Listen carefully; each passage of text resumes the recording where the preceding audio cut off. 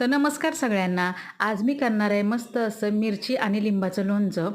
त्यासाठी मी 4 ते 5 मिरची घेतलेली आहे आणि 2 ते 3 लिंब असे छोटे-छोटे कापून घेतलेले आहेत पहा. आता एका पातेल्यामध्ये आपल्याला तेल गरम करायला ठेवायचं आहे आणि त्यामध्ये मोहरी टाकून घ्यायची आहे. मोहरी चांगली तडतड झाली की त्यामध्ये आपल्याला हिरव्या मिरच्या अशा अर्ध्या-अर्ध्या करून टाकायच्या आहेत किंवा तुम्ही बारीक चिरूनसुद्धा टाकू शकता आणि मिरची चांगली परतून घ्यायची आहे. मिरची चांगली परतल्यानंतर ना त्यामध्ये ह्या लिंबाच्या फोडी आपल्याला टाकून घ्यायच्या आहेत आणि चांगलं परतून घ्यायचं आहे.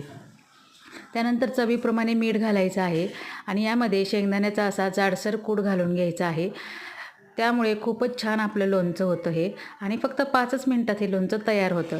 आता यामध्ये एक फुलपात्र भरून पाणी घालायचं आहे लिंबू शिजण्यासाठी. ह्या मिरच्यांना खूप छान असा स्वाद येतो लिंबाचा आणि लोणचंही खूप छान लागतं.